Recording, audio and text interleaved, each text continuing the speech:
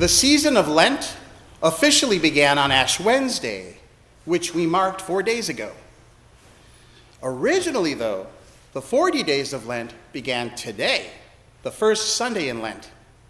It was called Quadragesima, the 40th day before Good Friday.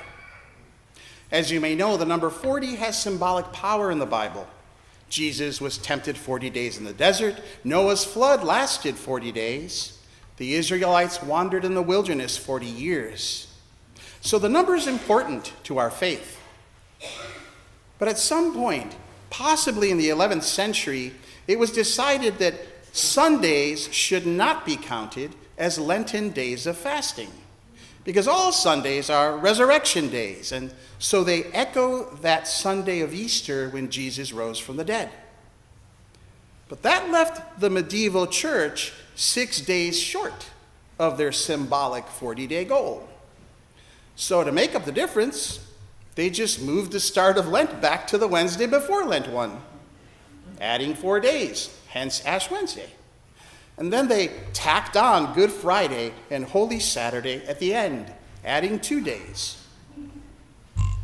Very theological. In a way, I think, all of this was done so that you and I could have cake on Sundays in Lent. I, for one, do not intend to disappoint our ancestors in the faith. In today's gospel reading from Mark, Jesus comes up out of the waters of baptism. A voice from heaven proclaims, "You are my Son, the beloved. With you I am well pleased." I love how these words echo the words from the cloud that we heard just last week at the Transfiguration, when the voice boomed out, "This is my Son, the beloved. Listen to him." Bookending his years of ministry, from baptism at the beginning to Transfiguration kind of near the end, the voice of God affirms Jesus as beloved. I imagine it was kind of nice to have that parental figure cheering you on throughout your vocation. But notice the difference in who is being addressed each time. At his baptism, the voice of God speaks to Jesus directly, "You are my beloved." While on the mountaintop at the Transfiguration, the audience being addressed consists of Moses, Elijah, Peter, James, and John. "This is my beloved. Listen to him." Almost as if God is presenting Jesus to the world. I'd like to invite you, for this season of Lent 2024, to hear the voice of God whispering in the ear of your heart, "You are my beloved. With you I am well pleased." For 40 days, let that message sink in. Open your mind, cluttered and distracted as it is. Open it up to receiving that message. Welcome this one-on-one relationship with God, this personal invitation to let yourself be cherished. Let Lent steep you in God's parental love to cheer you on. Then at Easter, rejoice as God presents you to the world. "This is my beloved daughter. Listen to what she has to say." And then step forth into the world with your newly transfigured self. I wish we took these church seasons more seriously. I wish we would let them truly change us. Their pattern of year in and year outness, that great litany we do every year, and everything else, gradually eroding the carapace of self-protection that we have constructed around our soul. There is a deep and ancient wisdom to the spiritual cycle of the church year. If you let it, our church calendar can help shape your faith and your character.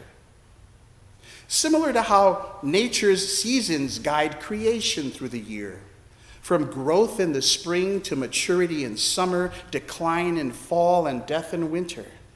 The church guides your spirit through its seasons each year until the pattern grooves itself into your soul.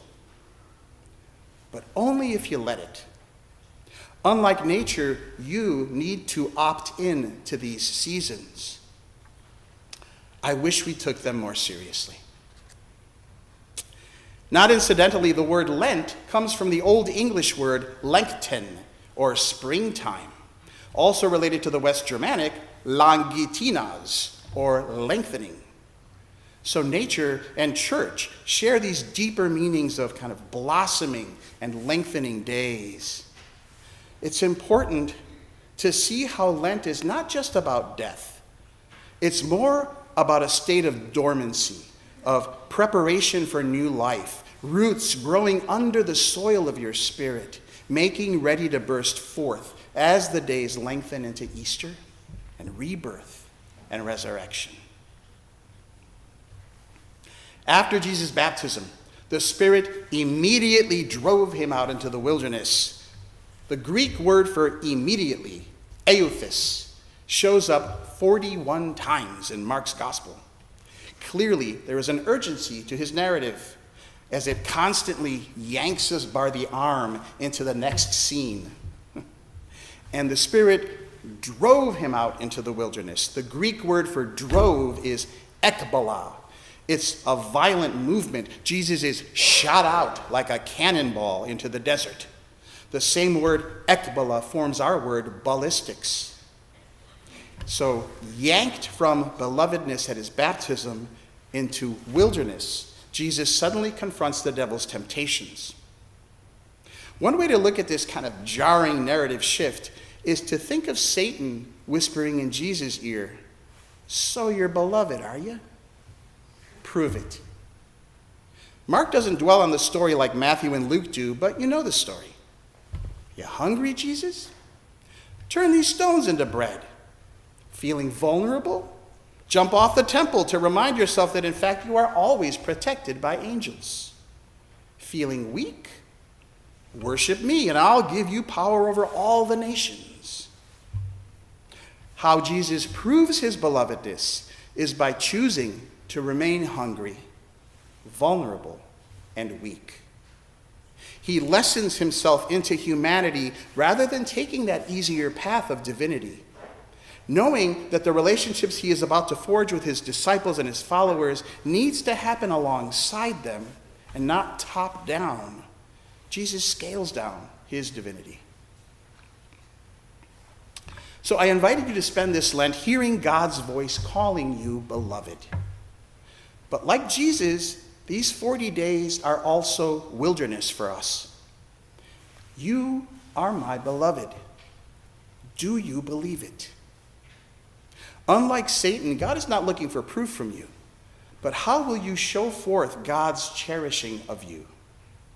Will you give in to the temptation to go about with business as usual this spring, not letting in the lessons of Lent to teach you and help you grow?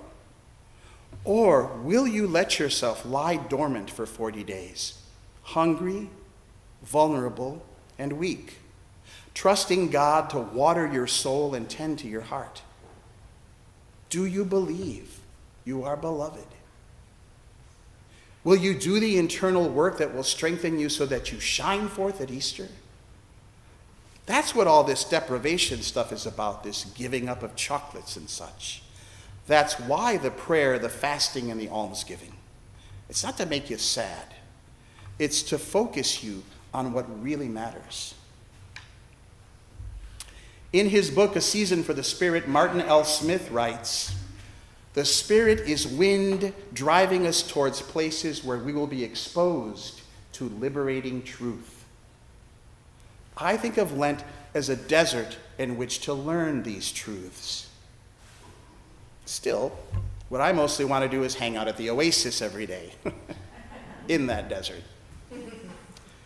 If you're like me, you need to be dislodged from complacency and shot forth by the Spirit into disquieting wilderness. That's where you will come to believe you are beloved. And the words we said on Ash Wednesday, "Remember that you are dust and to dust you shall return," are not just said to remind us that death is inevitable. They recall to us how precious life is. God sent Noah that rainbow only after the tempest and the loss. You are beloved. Life is precious. What will you do with these two truths in this season of Lent?